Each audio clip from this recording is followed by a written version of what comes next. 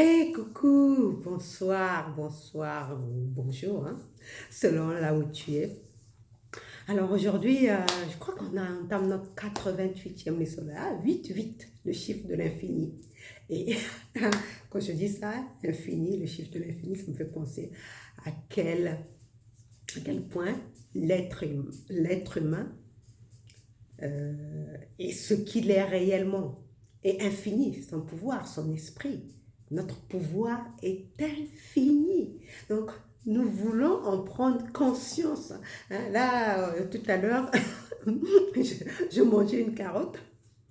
Je mangeais une carotte en entrée parce que je suis en train de me faire à manger. Moi, je mange quand j'ai faim. Hein, j'ai pas d'heure matin, midi, soir. Non, non. C'est quand j'ai faim que je mange. Il n'y a pas de règle chez moi. Donc, je pensais à ça et j'ai pensé à l'allocution de notre cher et tendre président. Apparemment, d'après ce que j'ai compris, hein, parce que moi, quand j'ouvre ma boîte email, Yahoo, il y a une page d'actualité, donc je jette un peu un coup d'œil. Apparemment, il aurait proposé une aide aux familles modestes, c'est-à-dire l'allocation comme il avait fait pendant le confinement, hein, ceux qui touchent les APL et les minima sociaux auraient une aide de l'État de 150 euros. J'ai éclaté de rire quand j'ai vu ça. Je me suis dit, eh ben, dis donc, il manie bien le bâton et la carotte. Hein. Ça, c'est le meilleur moyen de soumettre les gens. Bon, j'aime pas trop parler de politique, mais c'est plus fort que moi. Ce sont des massolos, hein. On est là pour discuter, pour échanger. Et pour moi, je trouve que ce monsieur-là, il est vraiment doué. Hein? Il est vraiment doué. Il est rentré dans l'art de bien réussir à manipuler les esprits de telle sorte qu'ils se soumettent. Hein? En ce qui me concerne, je ne me sens pas du tout concernée, hein, parce que je sais ce que je veux, je sais où je vais. Mais c'est très intéressant, c'est très très intéressant de voir comment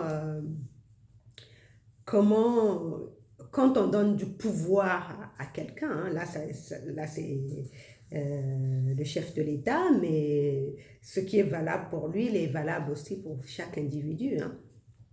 Quand on lui donne du pouvoir, comment il peut en user et en abuser, et surtout de façon très très subtile, parce que toi tu peux avoir l'impression que la personne qui est avec toi, et ça se passe beaucoup dans les relations de couple, hein, et surtout dans la relation de ma culture, hein, ça se passe où il y a un dominant et une dominée, hein, un dominant et une dominée, souvent c'est la femme, et très souvent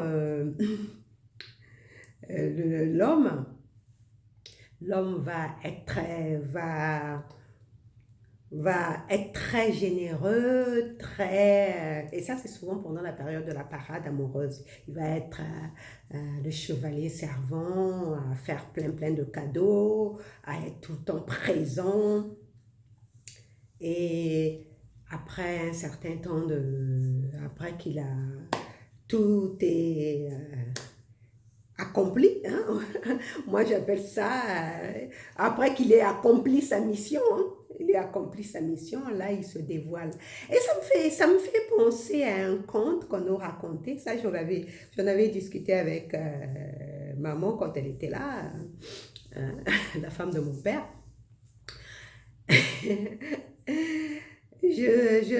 Ça m'a rappelé, je lui disais, maman, je me souviens quand on était enfant, on nous racontait des contes. On parlait d'une femme qui rencontrait un homme, un très bel homme, qui était riche, qui venait d'un très lointain village et qui venait rencontrer les parents de la fille et l'épouser.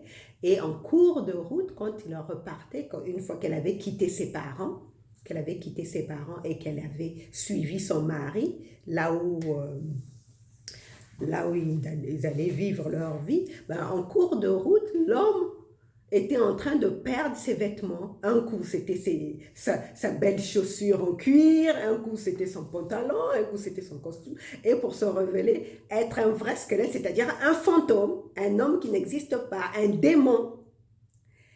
Et donc, je disais à maman, mais maman, en fait, c'est ça nos relations de couple. C'est ça nos relations de couple. On épouse un homme extraordinaire, mais une fois qu'on se retrouve dans sa maison, bah, il s'avère être un... Je ne dis pas que c'est le cas de toutes les relations, hein. Je ne dis pas que c'est le cas de toutes les relations ni de tous les couples, mais très souvent, pourquoi les relations sont si dysfonctionnelles, c'est ça, c'est ce qui se passe, hein. On se retrouve en couple avec un parfait étranger qui se retrouve même être diabolique parce qu'on ne le reconnaît pas. Et on a l'impression que cette personne est venue nous prendre juste pour vouloir nous détruire. Hein, littéralement, c'est ça. Cette personne est venue nous chercher de là où on était, où on vivait notre vie, même si c'était pas si rose que ça, mais c'était notre vie. Comme je disais à l'époque, hein, quand j'ai quitté Lyon, quand j'étais à Lyon, parce que mon expérience à Lyon était, je crois que c'était une initiation, on va appeler ça comme ça. C'était une expérience initiatique. Tu vois? Moi, ce que j'ai vécu à Lyon, pendant les 6 ans où j'ai vécu à Lyon, c'est ce que, sur le plan individuel, bah, je peux dire que sur le plan collectif, c'est ce que nous sommes en train de commencer à vivre là, hein, où tout est dur, tout est difficile, on n'a plus de liberté, on se sent prisonnier d'une situation qui ne nous convient pas. Et moi, c'était mon expérience personnelle. Quand je vivais à Lyon, et donc c'est cet homme qui m'a sorti de là. Et, et donc, je disais, mais quand j'étais là-bas, c'est vrai que j'étais dans la panade, mais je savais gérer mon quotidien.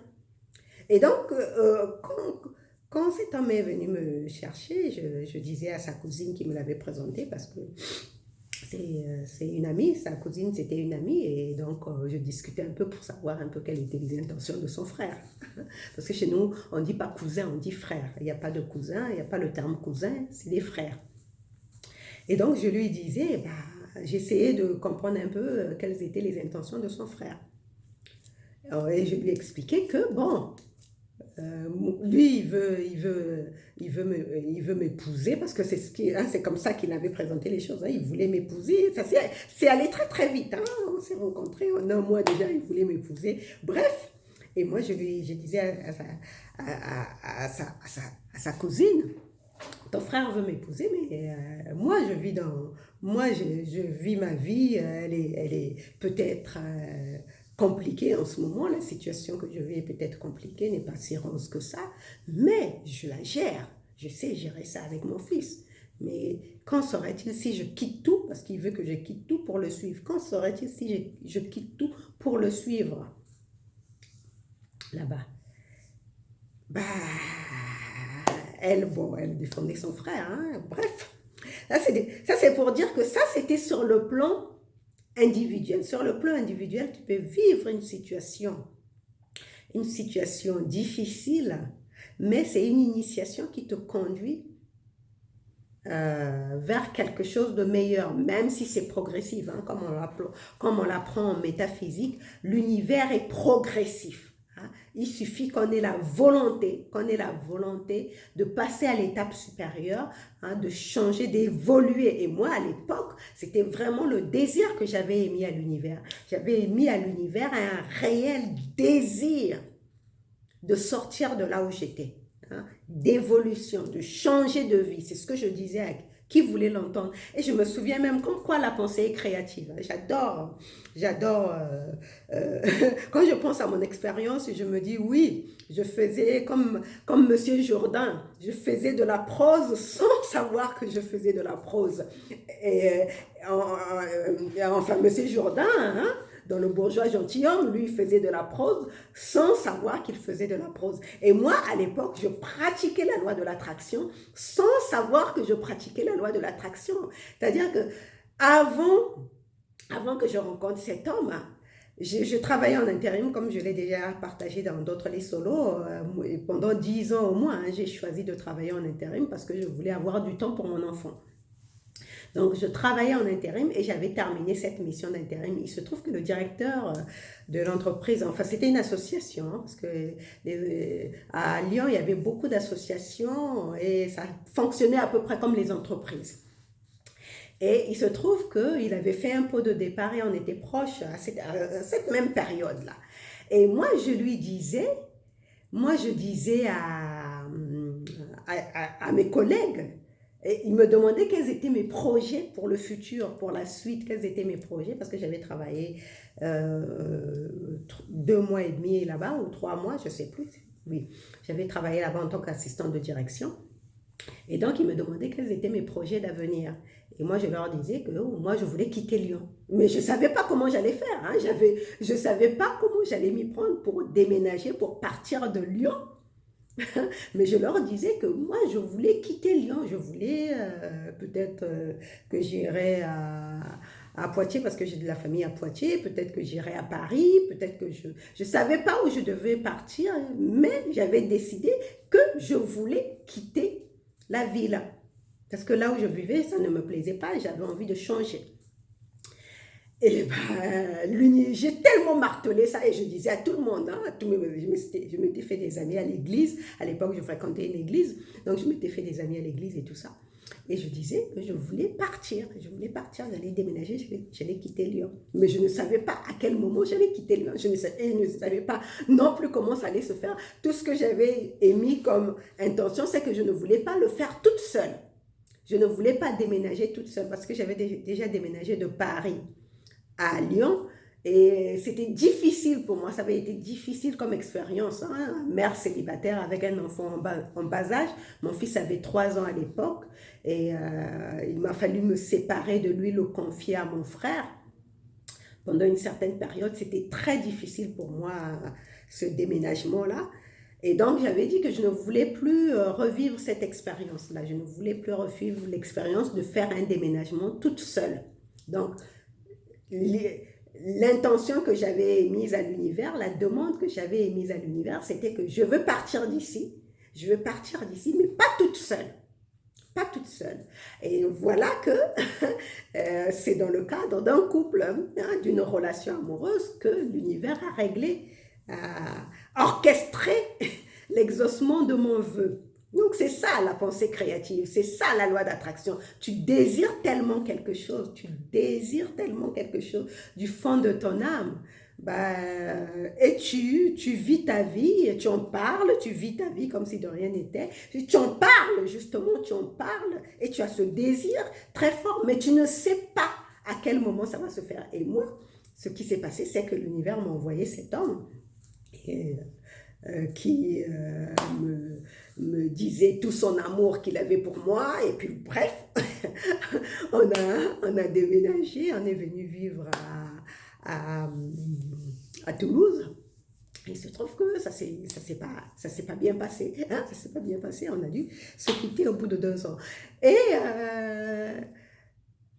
Mais tu vois, j'en suis arrivée à parler de ça. Pourquoi? Parce qu'on est parti de la carotte, du bâton et de la carotte. Tu sais, hein, dans les relations de couple, c'est pareil. Le mari ou le compagnon, hein, celui qui, on va dire, parce que souvent c'est une relation sécuritaire, hein, on cherche la sécurité dans le couple. Et souvent il y a un qui va dominer. Dans mon cas, c'était lui qui dominait. Et donc, justement, il maniait le bâton et la carotte. Un coup, il était très autoritaire. hein, c'est-à-dire que c'était le chef de la famille, c'était lui le mari, c'était lui qui décidait, et moi je n'avais rien à dire, je n'avais qu'à subir. Mais un coup, il était tellement gentil, tellement doux, tellement avenant qu'on se demandait, mais qu'est-ce qui se passait, hein? Hein, tellement disponible. Et je me demandais, mais qu'est-ce qui lui arrive, tu vois? Et ça, ce sont des techniques de manipulation. Je ne dis pas qu'à l'époque, mon compagnon me manipulait, parce que je ne suis pas sûre qu'il le faisait pour me manipuler. Parce il le faisait naturellement. Hein. Bon, j'ai un peu l'habitude de brosser les portraits psychologiques des personnes qui traversent ma vie. Donc lui, dans son cas, je ne pense pas qu'il cherchait à me manipuler. Mais c'était sa façon. Un coup, il était un peu... comment on peut dire, très changeant, très changeant. Donc, c'était sa façon à lui d'être. Mais chez certaines personnes, c'est une réelle technique de manipulation. Hein. C'est vraiment manier le bâton et la carotte. C'est pour vraiment asseoir son emprise sur la personne qu'on cherche à dominer. Et du coup, la personne ne sait pas, est-ce qu'il me veut du bien, est-ce qu'il me veut du mal? Bon, dans le doute, je vais lui faire confiance. Tu vois? Et c'est comme ça qu'on se retrouve à vivre des années dans une relation dysfonctionnelle. On se dit, oh, ben, mais il est, non, non, non, il est gentil, hein, non, non, il me fait ça, mais il est gentil, il est bon, tu sais pas. Hein, j'ai souvent entendu des discours comme ça hein, chez les femmes. Hein. Non, non, il est peut-être comme ça, il est peut-être grognon, il est peut-être autoritaire comme ça, mais il est gentil, il est gentil. Et à l'échelle collective, c'est pareil. Hein, ceux qui peuvent adhérer à tout ce qui est en train de se passer là, sur le plan collectif, peuvent croire que ces dirigeants qui se comportent comme ça veulent le bien du peuple, de la population, mais il ne faut pas se leurrer. Hein? Il ne faut pas se leurrer. C'est jamais dans ton intérêt. C'est jamais. Quelqu'un qui manipule la carotte et le bâton ne le fait jamais, jamais, jamais dans ton intérêt. Donc, c'est à toi d'en prendre conscience et de savoir réellement ce que tu veux, ce que tu désires et où tu veux aller et te donner les moyens. Tu peux même être plus malin que la personne. Bon, moi c'est comme ça que j'ai fonctionné. Hein, parce que nous, les femmes, d'ailleurs, hein, il y a l'adage qui dit, souvent femme, c'est un proverbe qui dit, souvent femme varie, bien folle qui s'y fie. Et moi, j'aimais bien cette phrase-là.